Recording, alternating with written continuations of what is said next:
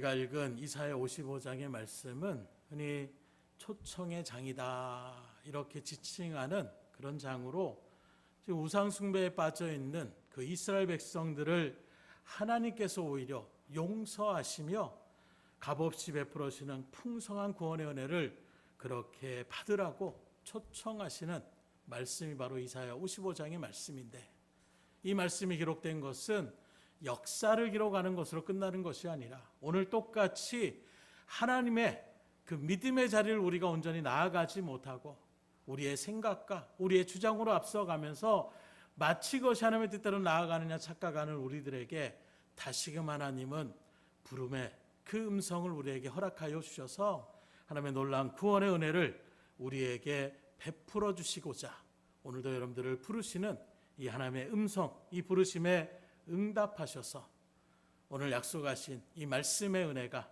여러분들 가운데에 그대로 풍성히 임할 수 있기를 주임으로 축복합니다.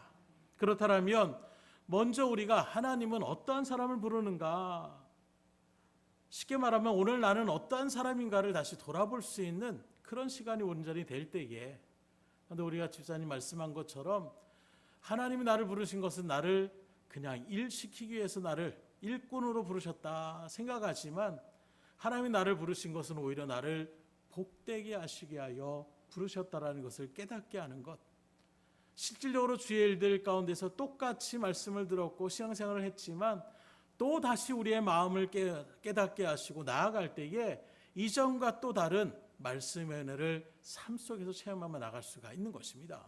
그래서 겨우겨우 예배 참석하고 겨우겨우 맡은 바 일들을 어떻게 감당하며 나가는 이런 일들이 아니라 너무 즐거워서 그냥 쓰임받는 것 자체가, 하나님의 말씀의 전에 오는 것 자체가 복이고 은혜고 축복이므로 나아갈 때에 그 갈급한 심령 가운데 하나님의 은혜가 풍성히 임하는 거예요. 그런 마음 가운데 있는 사람에게는 은혜가 그냥 폭포수와 같이 하나님께서 흘러주시는 것입니다. 오늘도 억지로 마음문을 열지 못하고 그 일들 가운데 서게 되면 말씀을 들어도 내 말 같지가 않는 거예요. 은혜가 되지 않는 것입니다. 딴 사람 얘기요, 아는 얘기요, 나하고는 상관없는 얘기로 들을 때에 그것만큼 나에게 지루할 수가 없는 거예요. 그 말씀 한 절 한 절이 지금 하나님이 나를 두드리시는구나, 나의 마음을 두드리시는구나, 나에게 지금 말씀하려고 하시는 것이구나, 이렇게 우리가 생각하며 들으면 말씀 한 절 한 절들을 우리의 심령 가운데 안 새길 수가 없는 거예요. 그 말씀이 얼마나 은혜가 되고 우리의 삶 가운데에 도전이 되며 또 다시금 힘으로 나아갈 수 있는 능력의 일들 가운데서 우리가 온전하게 설 수 있기에 오늘 먼저 우리를 부르신 하나님께서 과연 누구를 부르셨느냐, 첫째 하나님께서 부르신 자는 목마른 자를 부르신다라고 말씀하고 있어요. 오늘 1절 상반절에 보니까 오호라 너희 모든 목마른 자들아 물러나오라. 그냥 평탄하게 사는 사람들 오는 것이 아니라 정말로 갈증, 이 세상에서 많은 여러 가지 그런 고통들이 있겠지만 무더위 가운데서 타는 그 갈증은 정말 견딜 수가 없는 거예요. 그 목마름을 해결하기에 얼마나 짠 음식을 먹었을 때도 물이 벌컥벌컥 그렇게 들어가는 것처럼 지금 그 정도가 아니라 갈증 가운데 있는 그 영혼들에게 하나님 뭐라고 하느냐, 물로 나오라 얘기하고 있는 것입니다. 지금 물이 넘쳐납니다. 지금 뒤에도 물통이 있고 또 올라가면은 정수기에서 얼마든지 물을 뽑아 먹을 수 있고, 여기서 말하는 이 물이라는 것은 육적인 물만을 얘기하고 있는 것이 아니에요. 영적인 갈급함을 지금 우리에게 선포하고 있는 것입니다. 이 시대가 힘들다 하지만 그래도 과거의 시대보다는 무엇 하나라도 우리에게 더 편리한 시대요, 풍성한 시대라고 이야기할 수 있을 것 같습니다. 단적인 예로 저도 아직도 그래요. 예전에 초등학교 2, 3학년 때 어머니하고 이렇게 아버지 어디 그때 하실 때 거기 가면서 바나나가 이렇게 수북히 쌓여 있는데 그게 정말로 그 달콤한 냄새에, 근데 그거를 먹는 것이 쉽지 않는 거예요. 그런데 요즘에는 바나나 우리 아이들도 사놓으면 그 식탁에 올려놔도 건들지도 않아요. 그 맛없는 것, 지금 그거보다 훨씬 더 풍족한 것이 얼마나 많이 있습니까? 육적으로는 이렇게 풍성한지 모르지만 오히려 영적으로는 너무나도 갈급한 그래서 어떤 분은 말하면 영적 기갈의 시대다. 왜요? 말씀을 찾지 않아요. 말씀을 들어도 내 구미에 맞는 말들만을 들으며 나아갑니다. 수많은 교회가 있고 수많은 사역자들이 말씀을 전하고 수많은 방송으로 우리가 언제든지 하나님의 말씀을 들을 수 있지만 그 말씀의 홍수 앞에서 정작 우리는 말씀에 더 접근하지 못하며 나아가는, 오히려 그렇게 말씀이 선포될 때 부흥회가 있으면 그냥 그 먼 길도 마다하지 않고 은혜를 받고자 하는 그 갈급한 심령으로 한국교회가 부흥사경회를 한다고 하면 그 교회 성도뿐만 아니라 주변의 다른 교회들까지도 성도들까지도 바글바글 모이며 나아갔던 그런 모습들이 있었어요. 지금은 그런 모습들을 찾아보기가 참 힘듭니다. 육적으로는 풍성해졌지만 영적인 기갈 가운데 있는 거예요. 믿음의 성도만 그런 것이 아니라 세상에 살아가는 사람들도 마찬가지입니다. 사랑이 없다, 강팍해졌다. 예전에는 그래도 정으로 나아갔던 어떤 민족의 일들 속에서 요즘은 정이 뭡니까? 오늘 새벽에도 말씀 나눴지만 요즘은 도움의 손길을 함부로 뻗치기에도 사람들이 의심으로부터 사고 나는 이런 시대 가운데 우리가 살고 있어요. 강팍해졌습니다. 그런 모습에서 누구도 기댈 수 없는 이런저런 어떤 말들, 그 속에서 누구도 잡아주지 않는 그 삶 속에서 안타까운 선택을 하며 나아가는 이런 일들도 부지기수로 우리 주변 가운데에 일어나고 있다는 거예요. 이런 목마름을 나름대로 해결하기 위해서 우리 인간들은 어떻게 합니까? 물질을 찾는 것입니다. 돈만 있으면 된다. 그래서 수많은 사람들이 지금도 이 물질이 우리의 영적인 해갈을 나타낼 수 있다는 생각으로 다름막질하지만, 그럼 가진 사람들은 다 만족감을 누려야 되는데 바라보면 가진 사람들도 더 불안한 거예요. 올해 여행을 가보세요. 저 같은 경우는 뭐 편한 차림으로 나가서 뭐 도둑이 뭐 이런 거 걱정을 안 합니다. 그런데 걱정하는 사람들이 있어요. 뭔가 내가 귀중품을 갖고 있거나 이런 사람들은 주변의 사람들이 오면 괜히 그 마음 가운데 위축되는 거예요. 혹시 저 도둑놈 아니야? 강도 아니야? 오히려 가진 것이 없는 사람은 아니 뭐 근데 가진 것도 없으니까 뭐 줄 것도 없고 마음이 편한데, 오히려 가진 사람이 만족해야 되는데 가진 사람들이 더 불안해합니다. 누가 해코지 하면 어떡하나, 이런 마음의 모습, 이런 일들을 단적으로 바라본다라면 물질로 우리가 해결한다는 것은 해결할 수 없다라는, 영적인 기갈을 해결할 수 없는 것이 물질임을 우리는 분명하게 알 수가 있는 거예요. 또 어떤 사람은 명예로 해결하려고 합니다. 지금도 뭐 정치의 어떤 일들을 바라보세요. 높은 자리에 어떻게든지 앉으려고 치열하게 나아갑니다. 그런데 그런 일들 속에서 앉으면 또 뭐합니까? 또 그 자리를 지키려고 또 치열하게 나아가는 모습들. 명예와 권력 영원하지 않는다는 걸 알면서도 그것만 있으면 뭔가 될 것처럼, 그런데 그 권력을 내려놓으면 또 이제 그 이후에 나오는 어떤 후폭풍의 여러 가지 사건들이 또 벌어지게 되는 이런 모습들. 권력이나 명예도 결코 우리의 영적인 해갈함을 나타낼 수 없다는 것 또한 우리는 삶을 통해서 분명하게 알 수가 있는 것입니다. 그래서 오늘 말씀에도 바라보게 되면 뭐라고 합니까? 2절에 너희가 어찌하여 양식이 하는 것을 위하여 은을 달아주며 배부르게 하지 못할 것을 위하여 수고하느냐. 마치 우리의 그런 모습들을 나타내고요. 진정으로 정말로 생명수를 먹어야 해갈함을 느낄 수가 있는데 다른 것들을 먹어서 해갈할 줄 알고 발버둥 치며 나아가는 그 모습, 말 그대로 헛수고일 수밖에 없다라는 거예요. 바닷물을 여러분들도 뭐 이렇게 물놀이를 하다가 먹어보면 굉장히 짭니다. 근데 갈증 가운데 있다 보면 바닷물이라도 물이니까 같은 물이라는 생각에 그걸 먹다 보면 어떻게 됩니까? 더 큰 갈증 가운데서 금방 탈수 증세가 돼서 결국에는 목숨이 위급한 상황까지 놓여질 수 있는 것, 우리가 의학적으로도 상식적으로 다 알고 있는 얘기예요. 그럼에도 불구하고 우리가 마치 소금물을 퍼먹는 것처럼 진정한 해갈이 되지 않는 물을 진정으로 나에게 해갈을 줄 수 있는 물로 착각하며 우리가 다른 박질하다가 오히려 물질 때문에 더 의가 상하고 오히려 권력과 명예를 찾으려고 하기 때문에 딴 사람을 깎아내리고 척을 지고 다투고 싸우며 나아가는 이런 모습들을 우리가 바라볼 수밖에 없는 거예요. 그렇다면 오늘 우리는 이러한 영적 갈증을 믿음으로 먼저 인지하는 데부터 출발해야 되는 거예요. 어떻습니까? 여러분들은 영적인 기갈 가운데 있습니까? 풍족한 가운데 있다고 생각하고 있습니까? 이 시간 먼저 영적인 목마름이 있기를 주임으로 축원합니다. 하나님을 찾는 갈급함이 있어야 된다라는 거예요. 오히려 내가 갈급함이 없다라는 것이 있다라면 그것부터 놓고 우리는 기도하셔야 돼요. 왜요? 내가 왜 갈급함을 느끼지 못하지? 하나님이 주신 은혜 때문에 그것을 누리면서 내가 느끼지 못할 수도 있지만 대부분의 경우는 내가 보여지는 육적인 것들 때문에 내가 갈급함을 느끼지 못한, 하나님을 찾지 않는다라면 이것이 더 큰 문제일 수 있다라는 거예요. 그렇다면 영적 기갈 가운데 행변할 수 있는 방법은 과연 어디에 있는가?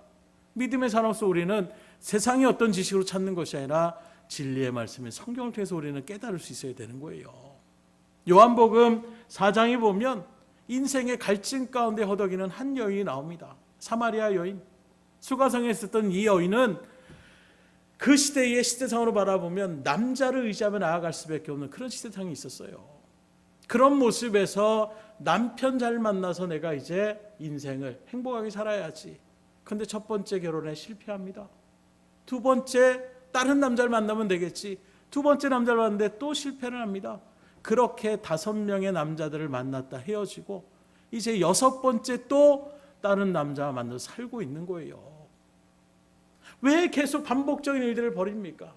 그것만이 어찌 보면 나의 이 갈증을, 이 삶의 어떤 갈증을 해결할 수 있는 것을 생각해서 끊임없이 남자를 찾아 나가는, 그러나 여전히 그 여인의 그 깊은 갈증은 해결이 되지 않는 거예요. 이런 여인에게 주님께서 찾아오셔서 뭐라고 합니까? 요한복음 4장 14절에 보면 내가 주는 물을 마시는 자는 영원히 목마르지 아니하리니 내가 주는 물은 그 속에서 영생하도록 솟아나는 샘물이 되리라. 곧 이 말씀을 비춰보게 되면 진정한 우리의 영적 기갈을 해결할 수 있는 분은 누구냐? 예수님께 있다는 것을 우리에게 침과하고 있는 거예요. 요한복음 7장에도 동일합니다. 초막절의 절기 가운데에 예루살렘에 모여있는 그 이스라엘 백성들을 향하여 예수님께서 큰 소리를 선포하시는 거예요. 누구든지 목마르거든 내게로 와서 마시라. 나를 믿는 자는 성경의 이름과 같이 그 배에서 생수의 강이 흘러나오리라 하시니 이는 그를 믿는 자들이 받을 성령을 가리켜 말씀하신 거리라. 곧 주의 일들 가운데에 주님 앞에 나오는 것이 진정한 우리의 영적인 목마른 영적인 기갈을 해결할 수 있음을 믿으시길 주임으로 축원합니다. 그래서 말씀대로 살아가는 것이 우리에게 복이라고 얘기할 수 있는 거예요. 그런데 우리는 자꾸 말씀을 거부하고 이게 더 좋습니다, 저게 더 좋습니다. 진짜 우리의 생명수가 되는 주님은 거부하면서 거짓된 바닷물, 그 소금물을 갖다가 잠깐의 그 해갈을 낚으면서 우리가 기뻐하고 있다라면 이것만큼 어리석은 것이 어디 있겠습니까? 그렇게 바라볼 때 오늘도 주의 부르심 그 말씀 앞에 오늘 여러분들이 자리매김하심에 감사하실 수 있기를 주임으로 축원합니다. 그런 하나님의 품성이 오늘 어떻게 합니까? 너희 목마른 자들아 물로 나오라. 주님께서 우리를 초청하고 있는 거예요.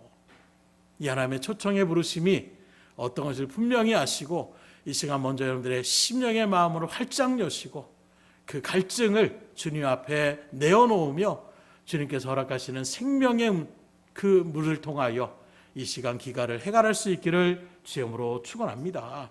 두 번째로 하나님은 어떤 사람을 부르느냐? 은혜를 갚을 수 없는 사람을 부르십니다. 아니 이 세상의 원리를 바라보면 정반대잖아요. 누가 우리에게 뭔가 돈을 빌려준가, 뭔가 내가 그 사람에게 하면은 적어도 이 사람이 나한테 이런 유익을 주겠지, 이런 일들 가운데 나에게 도움을 주겠지, 이런 사람들을 우리가 찾는 것이, 또 관계를 갖는 것이 일반적인 이 세상의 법칙이요 삶이라고 이야기할 수가 있는데, 오늘 하나님 특이하게도 어떤 사람이냐?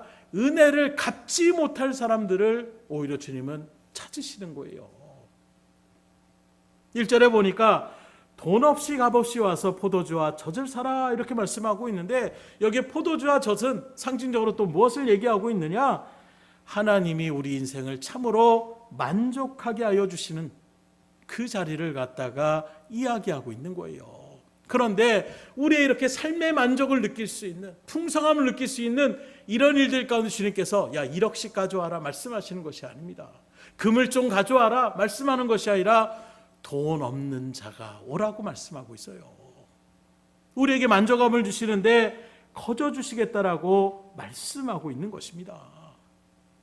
여기서 우리가 오해하지 말아야 될 것이 있는데, 아니 그러면 거저 받을 만한 것이기 때문에 하나님 거저 주시는 것이지, 물론 여러분들은 그렇게 생각하지 않겠지만 이 세상에서는 뭔가 이렇게 준다라고 하면 저도 그래요. 아이 그거 뭐 이렇게 요새 뭐 당근마켓 뭐 이런 데 있을 때 무료로 막 준다고 그러면 야 그거 뭐 가봐야. 그래서 예전에 뭐 그냥 받는 것이 아니라 가서 확인을 막 하잖아요. 최근에도 의자 하나를 갖다가 그렇게 확인해가지고 가져왔는데 얼마 되지 않아서 바퀴가 그 밑에 다리 자체가 그냥 금방 부셔져서 뭐 확인한다고 했는데 금이가 있었는지 뭐가 하자가 있었는지, 그러다 보니까 뭡니까? 쓰레기만 어찌 보면 그것도 그냥 내다르면 어떻게 돼요? 이제는 폐기물 처리로 돈을 그렇게 붙여야지 우리가 나가는 것처럼 오히려 그런 상황 가운데 처할 수가 있는 거예요. 사람들이 뭔가 그냥 가져가세요 그러면 아이고 감사합니다 받기 전에 우리는 뭔가 이거 좀 하자 있는 거 아니야? 이거 문제 있는 거 아니야? 이렇게밖에 나갈 수밖에 없는 우리의 모습이 있다라는 거예요. 그런 현장에서 혹 하나님이 우리에게 거저 주시겠다라고 하니까 그 구원의 은혜가 별로 그렇게 대단한 것 아닌 것처럼 우리가 느끼며 살아가고 있는 것은 아닌지. 뭔가 내가 뭐 이번에도 뭐 얘기하니까 허경영이라는 그 사람에 대한 부분들 뉴스를 들은지 모르겠지만 천국 티켓처럼 팔아가지고 한 300만 원, 400만 원씩 그렇게 받는데, 그렇게 우리 딸내미가 듣더니 이야 좋겠다 이렇게 얘기하더라고요. 그 돈을 갖다가 10만 원, 20만 원 하면 사람들이 10만 원치밖에 생각을 안 하는 거예요. 오히려 가격을 저걸 뭐라고. 그런데 그걸 400만 원 주고 산 사람은 마음이 어떤 것이냐? 나는 틀림없이 천국 티켓을 받았다라는 스스로의 어떤 그 지불했다는 마음으로 더 거기에 매달릴 수밖에 없는 이런 부분들을 우리가 바라볼 수가 있는 것입니다. 오늘 새벽에도 그런 말씀을 우리가 같이 나눴어요. 값없이 준다고 하니까 별거 아닌 것처럼 여겨요. 그런데 정말 이것이 500만 원, 1000만 원 그러면 그걸 내가 열심히 수고해서 그걸 갖다가 내가 받았다.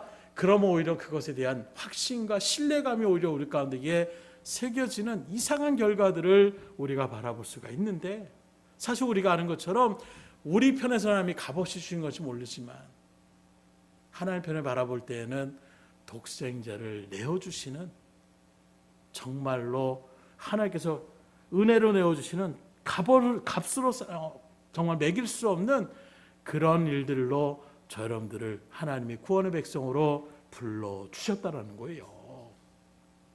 이 하나님의 은혜, 생명으로 우리가 갚아야 될 이 은혜를 우리들이 그 일들 가운데서 값어치가 없어서 그냥 주는 것이 아니라 우리가 갚을 수 있는 능력이 안 되는 거예요.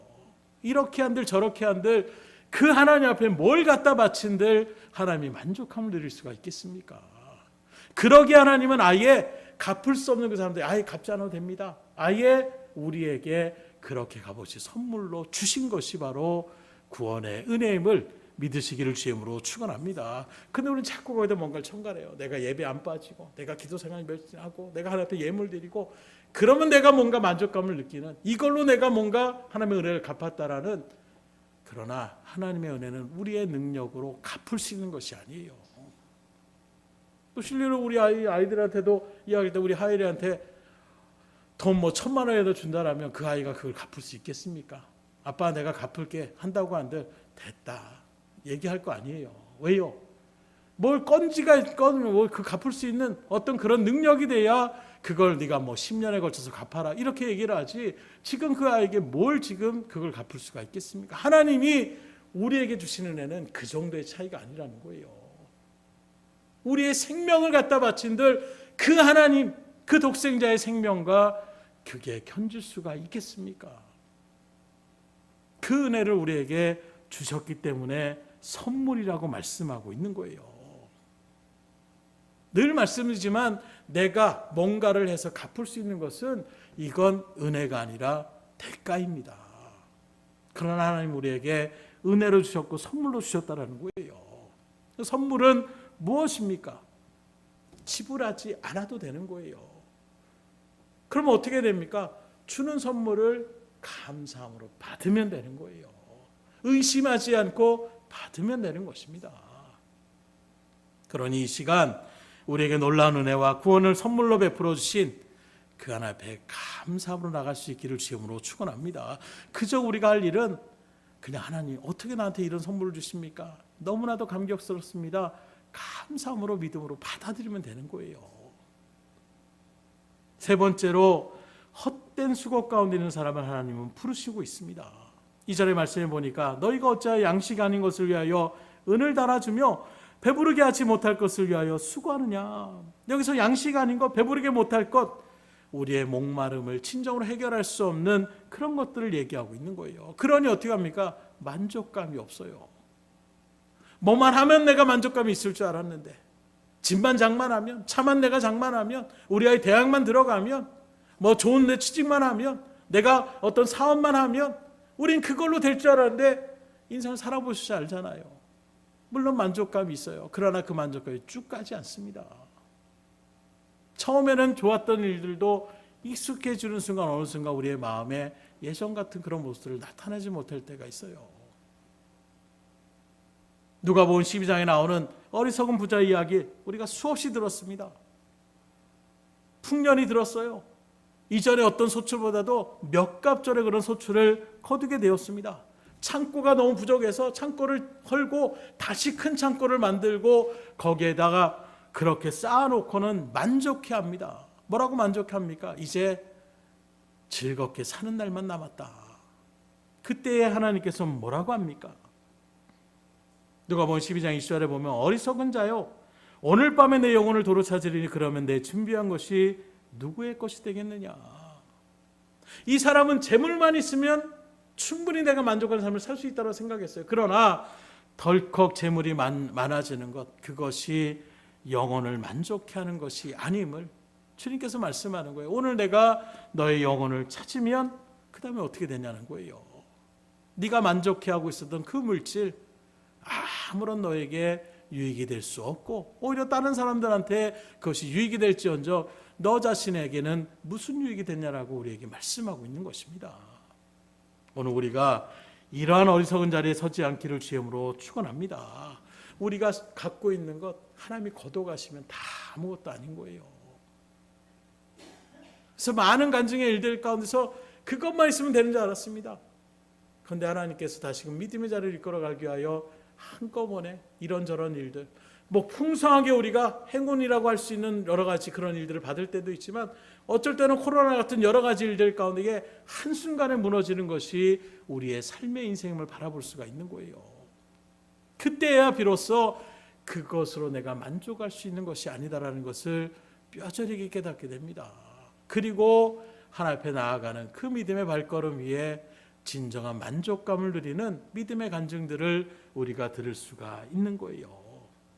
그러니 여러분들도 세상의 헛된 것들, 그것만 있으면 될 거라고 생각하는 그것이 정말로 우리의 갈증을 해결하는 자리가 아니라 진정으로 하나님을 붙잡고 나아가는 그 믿음의 자리 가운데 서는 그런 여러분들이 가장 복된 사람임을 믿으시기를 주님으로 축원합니다. 하나도 안 복된 것처럼 보여요. 우리 옆 사람한테 난 정말로 복된 사람입니다. 복된 사람처럼 느껴지세요? 이렇게 아멘 하니까 제가 감동이 돼요. 정말로 우리가 가장 복된 사람인데 삶으로 물질적으로 어려움 당하고 누가 속색이고 이러면 우리는 그냥 다 잃은 것처럼. 근데 하나님이 그러잖아요. 내가 같이 있는데 왜 걱정하고 있느냐. 그 음성이 들리지 않는 거. 하나님 같이 있으면 빨리 이거 해결해 줘야죠. 이게 우리의 모습이지 않냐라는 거예요. 하박국의 그 고백을 너무나도 난 여호와로 인하여 만족합니다. 알기는 정말로 우리가 지식으로는 알고 있지만 시적인 삶의 모습, 우리 집사님도 말한 것처럼 지식으로 아는 것과 삶적으로 이제 그것을 체험할 것과 틀린 것처럼 마찬가지예요. 하나님의 말씀도 아는 것으로 끝나는 것은 아무런 우리에게 유익이 되지 않습니다. 정말 그러한 말씀을 붙잡고 의지하며 순종하며 믿음으로, 그리고 내가 이것을 손해볼 수도 있겠다라는 걱정도 있지만 하나님의 말씀을 붙잡고 내가 그 일들 가운데 섰을 때에 그때 주시는 만족감은 이루 말할 수가 없는 거예요. 그런 은혜를 체험하면 이제 예전 같지 않습니다. 분명한 변화가 일어나는 거예요. 마치 아이들이 뜨거운 것에 막, 저는 아직도 그것이 몇 살 때인지 모르겠지만 우리 원로 목사님이 막 밥 먹을 때 막 뜨거운 거 있으면 아이들만 뭐든 막 만지고 싶어 하잖아요. 그럼 막 논사모님 막 야 안 돼 막 이러면서 말리는데 일부러 원로 목사님 어떻게 하냐, 손을 갖다 잡고서 대버립니다. 그럼 어떻게 해요? 엄청 그 고통이 느껴지잖아요. 그럼 그 다음에 돼? 이렇게 말씀하면 어떻게 합니까? 안 돼요. 왜요? 경험을 하고 나니까 이건 아픈 거구나. 함부로 만지면 안 되는 거구나. 알게 되는 거예요. 그게 바로 무엇입니까? 하나하나 성장되는 것입니다. 우리의 믿음도 마찬가지예요. 그래서 체험을 하시라고 말씀하시는 거예요. 지식으로 아는 것 중요합니다. 하나님의 그리스도의 말씀을 여러분들의 마음 가운데 새기고 그 말씀으로 다른 사람을 증거하며 나가는 일들 가운데에 우리가 설 수 있을 정도로 열심히 우리가 말씀을 묵상하고 또 말씀의 지식을 쌓으셔야 돼요. 그리고 쌓은 지식으로 끝나는 것이 아니라 삶으로 우리가 진행하는 데까지 나갈 수 있으셔야 됩니다. 그럴 때 우리의 신앙은 차원이 틀려지는 신앙 가운데 서는 거예요. 그런 은혜를 소망하시고 이 세상에 헛된 것을 위하여 수고하는 것이 아니라 진정한 믿음의 말씀의 자리를 여러분들이 최일선으로 생각하시고 최우선으로 생각하시고 먼저 그의 나라와 의를 위하여 다름박질할 수 있기를 주님으로 축복합니다. 그 육신적으로 힘들 수는 있어요. 부족할 수 있습니다. 그러나 심적으로 하나님의 심령 가운데 평강과 은혜를 주시면 그런 것들 어느 순간에 아이 그거 뭐 없으면 없는 대로 살면 되지, 이런 마음으로 우리가 초월하며 나갈 수가 있어요. 육신은 좀 불편할 수 있습니다. 그러나 마음이 평안한 게 나을까요? 육신이 편한 게 나을까요? 마음은 육신도 편하고 마음도 편하면 낫죠. 저도 그게 좋다라고 생각해요. 그러나 그 일들 가운데 하나님은 분명히 순서를 정해주셨습니다. 하나님의 나라와 뜻을 먼저 구하며 나가십시오. 그러면 육적인 것도 하나님이 해결해 주십니다. 이 순서를 자꾸 바꾸려고 하니까 문제가 고집을 피우는 거예요. 하나님 육신적인 거 먼저 해결해 주세요. 그러면 내가 그 다음부터 하나님의 진정으로, 그럼 저 마음이 편할 것 같아요. 이 문제만 해결하면 저는 마음이 정말 후련할 것 같습니다. 우린 이렇게 반응할 때가 많이 있다라는 거예요. 하나님이 아니라는 거예요. 야 그거 아니야. 왜요? 그 마음은 또 해결되면 금방 잊어버리는 자리에 서기 때문이에요. 근데 하나님을 붙잡고 나갔던 일들 가운데서 체험이 나가면 끊임없이 우리의 삶 속에서 간증이 나옵니다. 근데 요거부터 해결해 주시면 그 다음에 내가 하나님 앞에 충성할게요. 해결받으면 그때는 하나님 감사합니다 하지만 금방 잊어버려요. 희한합니다. 그래서 하나님 우리보다 더 잘 알고 계시기 때문에 먼저 그의 나라와 의를 구하라고 말씀하시는 거예요. 이 하나님의 의도를 잘 생각하시고 하나님 앞에 먼저 충성하며 나갈 수 있기를 주여 축원합니다. 그래서 세상에 부유한 자가 아니라 하나님께 부유한 자가 되셔야 돼요. 그렇다면 이런 하나님의 부르심을 받은 우리들은 어떻게 응답해야 되느냐? 어떻게 응답해야 될까요? 가장 첫 번째는 하나님의 말씀을 들으셔야 됩니다. 오늘 2절 중반절에 보면 내게 듣고 들을지어다 이렇게 말씀하고 있어요. 곧 1절에 돈 없는 자도 와라, 목마른 자들아 나와라 부르셨던 그 하나님이 2절에 보면 내게 듣고 들을지어다 강조하고 있는 거예요. 왔으면 하나님의 말씀에 귀를 기울이시라는 거예요. 그래서 3절에도 또 뭐라고 합니까? 너희는 귀를 기울이고 내게 나와 들으라 재차 강조하십니다. 근데 특별히 여기 귀를 기울이고 얘기하고 있는데 히브리 언어적으로 바라보면 그냥 이것이 우리의 육신의 귀를 얘기하는 것이 아니라 그 명사를 바라볼 때에 한 귀를 펼치고 이런 의미를 담고 있어요. 그러기에 우리가 바라볼 때에 육신의 귀를 얘기하는 것이 아니라 우리의 심령의 길을 이야기하고 있는 것입니다. 마음을 열고 말씀을 들으라고 말씀하고 있는 거예요. 그냥 듣는 것으로 끝나는 것이 아니라 여러분들의 마음을 열고 들을 수 있기를 주님으로 축원합니다. 한 귀로 듣고 흘려버리는 것이 아니라 내 심령의 것을 새기라고 말씀하고 있는 거예요. 그래서 너희는 귀를 기울이고 내게 나와 들으라 말씀하고 있는 이 하나님의 음성에 여러분들의 마음을 활짝 열고 그 말씀을 온전히 새길 수 있기를 주님으로 축원합니다. 이렇게 하나님의 말씀을 들으려고 우리의 마음을 열고 말씀을 받아들이면 변화가 일어날 수밖에 없는 거예요. 그래서 이사야 55장 뒤에 8절로 9절에 보면 이렇게 말씀합니다. 이는 내 생각이 너희의 생각과 다르며 내 길은 너희의 길과 다름이니라. 여호와의 말씀이니라. 이는 하늘이 땅보다 높음 같이 내 길은 너희의 길보다 높으며 내 생각은 너희의 생각보다 높음이니라. 무슨 말입니까? 하나님은 생각과 말씀이 일치하시는 분이기 때문에 우리가 하나님의 말씀을 온전히 들으면 그 하나님의 생각이 내 속에 들어오신다라는 거예요. 그래서 우리가 말씀을 묵상하는 것입니다. 이 말씀 안에 하나님의 생각이 들어있는 거예요. 그냥 글로서 전제하는 책이 아니라 하나님은 생각과 말씀을 그대로 일치시켜서 우리는 저 사람 싫은데 아이고 어쩐 일이세요? 이렇게 얘기할 수 있어요. 겉과 속인 면은 그런 다른 면은 우리 나타날 수 있지만 우리가 믿는 하나님은 그런 분이 아닙니다. 겉으로는 책망하려고 하는데 겉으로는 그러면서 아이고 이제 왔어 이런 분이 아니라는 거예요. 정말 그 마음의 속마음과 말씀의 선포가 일치하시는 분, 언행일치가 바로 하나님 앞에 우리가 바라볼 수 있는 하나님의 성품이라는 거예요. 그러면 그 하나님의 말씀이라고 하는 이 말씀, 그런 이 말씀은 하나님의 생각과도 일치한다라고 우리가 바라볼 수가 있는 것입니다.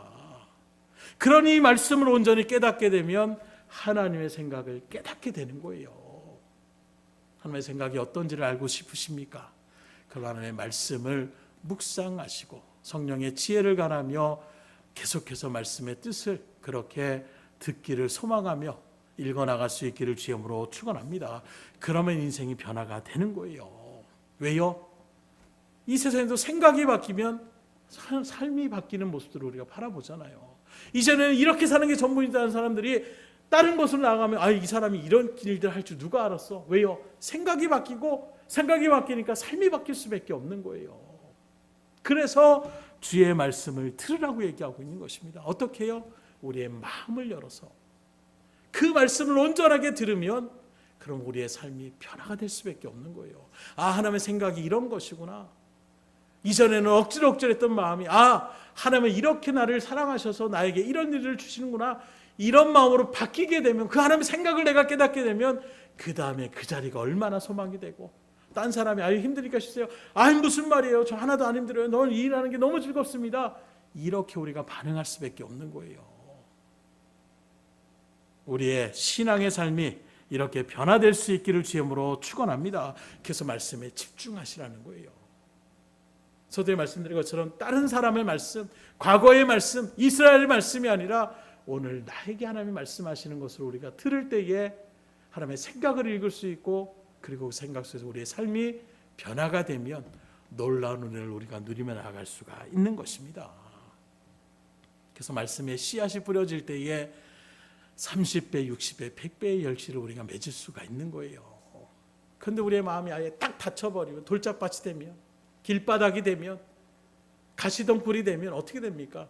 씨앗이 뿌려져도 자라나지 못해서 열매를 맺지 못하는 이런 자리 가운데 있으면 어떻게 되겠습니까? 이 시간에 여러분들의 마음을 좋은 밭으로 읽어나갈 수 있기를 주님으로 축원합니다. 그건 다른 것이 아니에요. 어떻게 내 마음을 갈아야 되나? 이게 아니라 마음문을 활짝 여시라는 거예요. 저건 아니야. 저건 아닌데.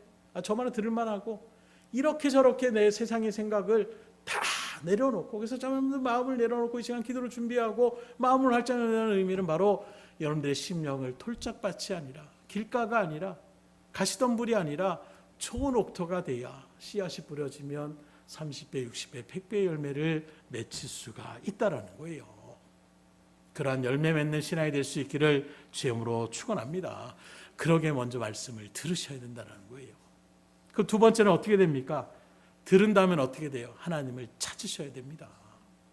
6절에 보니까 너희는 여호와를 만날 만한 때에 찾으라 말씀하고 있어요. 이스라엘 백성들에게 가장 큰 축복이 무엇입니까? 하나님께 선택받았다라는 것. 그 선택의 일들 가운데 그들이 지금도 자랑하는 예루살렘의 성전이 있는 거예요. 하나님의 집이라고 할 수 있는, 하나님이 기거한다라고 할 수 있는 육신을 바라보는 하나님의 장소, 하나님이 거하는 공간이 지금 그들 가운데 있는 것입니다. 가장 가까운 곳에 주님을 만날 수 있는 그런 일들 가운데에 다시 말해 하나님을 만날 수 있는 일들에 가장 가까이 있는 것, 이게 이스라엘에게 주신 가장 큰 축복이라고 얘기할 수가 있는 거예요. 그런데 그런 성전에 나간다고 다 같이 은혜를 받는 것이 아니라는 거예요. 마음이 거기 있어야 은혜를 누릴 수가 있는 것입니다. 그래서 하나님은 시편 30편에 사슴이 시냇물을 찾아 갈급한 같이 말씀하고 있어요. 똑같이 성전에 와서 똑같이 말씀의 자리, 똑같이 예배의 자리에 왔지만 내 마음에 갈급함이 없으면 갈증이 없으면 하나님의 말씀을 들을 때에 꾸벅꾸벅 졸 수밖에 없는 거예요. 내가 정말 갈급함이 있는데, 내가 정말 하나님 앞에 나아가고자 하는 마음이 있는데, 이런 일들을 제가 가장 강렬하게 체험했던 자리가 언제냐. 근데 몇 번 말하면 저는 군대 훈련 받다가 처음 수요 예배 때 예배를 참석하는데 그냥 거기서 졸 수가 없어요. 그냥 한마디 한마디 찬양 한 소리 한 소절 한 소절이 그냥 은혜가 넘치는 거예요. 이 순간이 영원했으면 좋겠다라는 생각이 들 정도로. 왜요? 훈련받고 막 어찌 보면 그런 일들 가운데 그 극한의 어떤 일들을 겪다 보니까 하나님 앞에, 그전에는 뭐 계속해서 예배, 어렸을 때부터 예배 드렸고 또 앞에서 뭐 찬양도 인도도 하고 교사, 그럴 때 하면 아유 오늘은 좀 쉬고 싶겠다, 아유 오늘은 좀 너무 힘들다, 이런 마음들, 그 순간에는 그런 생각이 일절 들어가지 않는 거예요. 더 말씀해 주시지, 더 기도해 주시지, 더 찬양하고 싶다, 이런 마음이 가득 넘치게 되는 것입니다. 왜요? 마음이 갈급해지니까. 오늘 취일들과 왔을 때에 하나님의 은혜에 갈급함이 있어야 되는 거예요. 그래서 하나님은 부르짖으라고 말씀하고 있습니다. 찾으라고 말씀하는 것은 갈급한 심령으로 주님 앞에 나올 때 하나님이 응답하여 주시겠다라는 거예요. 그러니 이 시간 주님 앞에 기도하며 나가는, 특별히 어떤 시간보다 우리가 하나님 앞에 통성으로 기도하며 나갈 수 있는 이런 시간이 금요 예배잖아요. 이 시간 간절히 하나님을 부르며 찾을 수 있기를 주임으로 축원합니다. 그럴 때 하나님이 은혜를 부어 주시는 거예요. 성령의 은혜를 처음 체험할 때는 마찬가지였어요. 뭐 그때도 아유 크게 소리 지라. 늘 원로 목사님 뭐 수련회를 가거나 뭐 붕집회를 하면은 무조건 큰 소리 내십시오. 소리를 막 질러 쫙 소리 지릅니다. 왜요? 시키니까. 남이 시키니까 하는 마음 가운데 있으니까 은혜가 안 돼요. 그냥 흉내만 내는 거예요. 그런데 어느 순간에 막 딴 사람이 다 은혜 받고 막 이런저런 간증을 바라보니까 마음 가운데 그날 뜨거움을 주시더라고요. 그리고 하나님 앞에 부르짖는 것이에요. 이때는 시키는 게 아니라 나도 하나님 보고 싶습니다. 나도 하나님 체험하고 싶습니다. 정말 간절한 마음으로. 그때 느꼈던 체험을 몇 번 말하잖아요. 정말로 앞에 있는 배가, 이 배가죽이 뒤에 등에 붙을 정도로 쭉 하면 이게 배에 막 힘들어가는데 이미 계속 부르다 보니까 등짝에 붙을 정도의 그런 어떤 생각이 들 정도로 막 부르짖는 거예요. 왜요? 나는 왜 못 봤습니까? 나 말씀도 많이 들었고 어렸을 때 교회 다녔고 목사님 아들이라고 하고 성경엔 지식은 많이 있는데 왜 나는 하나님 체험을 못합니까? 울부짖질이 나가니까 하나님이 그 갈팡 가운데에 응답해 주시더라고요. 그래서 갈급함이 중요한 것입니다. 간절함이 그래서 중요한 거예요. 오늘 하나님께서 임재하시는 그 자리가 어디입니까? 바로 간절히 찾는 그 예배의 자리를 얘기하고 있어요. 그 어느 때보다 어떤 곳에 있든지 그 예배는 곧 어떤 예배입니까? 하나님을 만나고자 하는 예배의 자리예요. 주의 말씀을 묵상하고 주님의 임재를 경험하고 주님의 은혜를 삼아며 나가는 자리가 바로 예배의 자리인 것입니다. 그렇게 얘기한다면 우리가 예배를 드렸음에도 불구하고 정작 이 시간 하나님을 만나지 못했다면 이건 온전한 예배라고 이야기할 수가 없는 거예요. 그러니 아무 생각 없이 찬양할 때 그냥 찬양 듣고 기도할 때 그냥 기도하니까 남들 기도하니까 기도하고 이런 마음이 아니라 정말 하나님을 간절히 찾고 부르짖어서 하나님을 만날 수 있는 은혜를 체험할 수 있기를 주님으로 축원합니다. 그렇지 않으면 신앙이 시들시들해져요. 제 경험으로 그렇더라고요. 그 하나님을 늘 만나는 임재를 느끼고 말씀이 은혜가 되는 날인데 어느 순간부터 그것이 또 식어지며 나아가는, 그러면 은혜가 안 되기 시작해요. 그러면 또 꾸벅꾸벅 조는 것입니다. 그래서 오늘 하나님을 간절히 찾고 부르셔야 되는데 6절에 가까이 계실 때에 그를 부르라 말씀하고 있어요. 부르라는 것은 부르짖으라고 얘기하고 있는 것입니다. 예레미야 29장 12절에도 너희가 내게 부르짖으며 내게 와서 기도하면 내가 너희를 들을 것이요. 하나님 약속하시는 거예요. 이게 하나님의 생각입니다. 야 나한테 부르짖어, 나한테 기도해. 그러면 내가 너의 기도에 귀를 기울이겠다. 말한 것처럼 하나님은 말과 행동이 틀리신 분이 아니에요. 이렇게 말씀하시면 그대로 이 시간 여러분들이 간절히 하나님을 찾고 부르짖으며 나아가면 여러분들의 기도에 하나님은 귀를 기울이시는 것입니다. 이 시간 그러기에 하나님의 은혜를 사모하며 크게 부르짖음으로 주의 은혜를 충만히 받아 누릴 수 있기를 주님으로 축복합니다.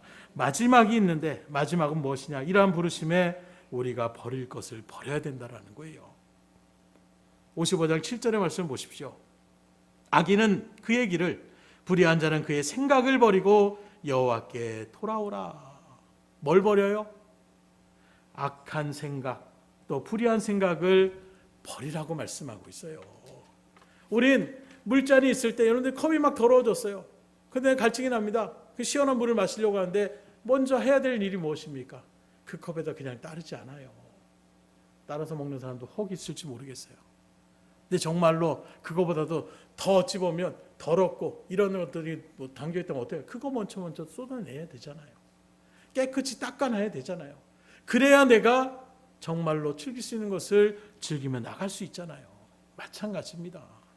먼저 이 시간 인간적인 생각들, 악한 길들, 불의한 생각들을 먼저 내려놓을 수 있기를 주님으로 축원합니다. 그래야 하나님께서 은혜를 부어주시는 거예요. 말씀을 드립니다. 우리의 삶은 예수 그리스도로 충만해져 있어야 된다는 것은 우리 말씀을 더 깨닫고 있어요. 그래서 복음을 알지 못하는 사람들로 하여금 우리가 맛보고 있는 복음의 은혜가 어떤 것인지를 우리의 삶으로, 갈급함으로 그들 가운데에 나아갈 수가 있어야 되는 것입니다. 우리나라의 한 해 미아 발생하는 건수가 4,000명이래요. 4,000명의 아이들이 부모하고 있다가 잊어버리는 자리 가운데 서는 것입니다. 그리고 대부분의 아이들을 찾는데 그 가운데에 부모를 어찌 보면 찾지 못하는 숫자가 100명 이상이라고 얘기하고 있어요. 4,000명 중에 3,900명 정도는 다시금 금방 찾는데 그 중에 100명 정도는 아예 미아야 부모를 찾지 못하는 이런 자리에 있는 것입니다. 이때 만약에 여러분들 길 잃은 아이를 찾았다고 생각해 보세요. 그럼 그 아이에게 뭐 사탕을 주고 솜사탕을 사주고 따뜻한 어떤 보금자를 주고 이것이 그 아이들을 사랑하는 일들 가운데에 온전하게 그 아이들에게 주는 진정한 사랑의 모습이 아닙니다. 그 아이에게 가장 진정한 선행, 착한 일은 무엇이겠습니까? 그 아이의 부모를 빨리 찾아주는 거예요. 그런데 아이의 부모를 찾을 생각을 안 하고 내가 그럼 먹는 거 따뜻한 방 또 뭐 먹을 거 다 내가 원 없이 주고 그렇게 한 달, 두 달, 1년, 2년 그 아이를 데리고 있으면 어떻게 됩니까? 잘못하면 유괴범으로 그렇게 몰릴 수도 있는 거예요. 진정한 선행은 빨리 경찰서를 데리고 가든가 그 아이의 부모를 찾을 수 있도록 도와주는 게 이게 선행이지. 그 아이를 갖다 내가 선행한다라고 해서 단지 물질적으로 뭐 그런 것들만 채워줘. 뭐 잠깐은 그걸 해줄 수 있지만 가장 심각한 것은 부모를 찾아주는 거잖아요. 또 아이를 잃어버린 부모의 심정이 어떤지를 저도 몇 번 경험해 봤을 때 정말 정신이 없더라고요. 그 마음을 안다라면 내가 아이를 계속 보듬고 있는 것 이게 중요한 것이 아닙니다. 무슨 말씀을 드리고자 하냐면 오늘 우리도 하나님을 믿지 않는 사람들 그 길 잃은 영혼에게 하나님 아버지를 찾아주지 않고 예수님을 그들에게 만나주지 않고 그들을 소개해주지 않고 그냥 내가 육신적으로 선행을 뭐 물질적으로 도움을 주고 육신적으로 도움을 주는 이것이 전부라고 생각하시면 안 된다라는 거예요. 정말로 그 잃어버린 영혼들 하나님을 알지 못하는 영혼들에게 그 미아들에게 영적 미아들에게 우리가 할 수 있는 가장 큰 선행은 복음을 증거하는 것입니다. 하나님을 만나게 해줘야 되는 거예요. 우리는 물질이 전부가 아니고 권력이 전부가 아니고 육신의 쾌락이 전부가 아니라 하나님을 만나는 것이 가장 복된다는 것을 알면서 딴 사람들한테는 그렇게 살든지 그렇게 해서 행복을 느끼든지 이렇게 우리가 나간다면 하나님이 어떻게 하겠습니까? 그래서 바울은 그 하나님의 마음을 알고 내가 푸득불 복음을 증거한다라고 얘기하고 있는 거예요. 불붙듯이 하나님의 일들을 감당한다라고 얘기하고 있는 것입니다. 이 시간 특별히 그 어떤 마음보다도 이 마음을 품을 수 있기를 주님으로 축원합니다. 그래서 이 시간 하나님의 은혜를 우리가 사모할 수 있을 때 특별히 영혼 구원의 사랑의 일들 하나님의 은혜에 맡겨진 복음 증거의 삶을 우리가 잃어버리고 단지 육신의 일들만을 우리가 생각하며 나가고 있지는 않는가.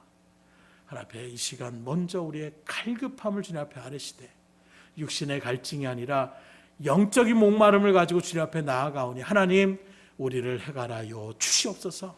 우리에게 생명의 은혜를 허락하여 주시옵소서. 하나님으로부터 오는 진정한 은혜가 무엇인지를 알게 하여 주셔서 그 은혜를 가지고 맡겨진 믿음의 사명을 감당케 하여 주시옵소서. 이 시간 주님 앞에 간절하게 부르짖며 나갈 때에 하나님의 은혜를 체험해 보세요. 그러면 육신적인 일들은 자연스럽게 풀어지게 됩니다. 이 시간 그런 마음으로 뜨겁게 하나님 앞에 부르짖며 나갈 수 있기를 주님으로 축복합니다. 기도하겠습니다.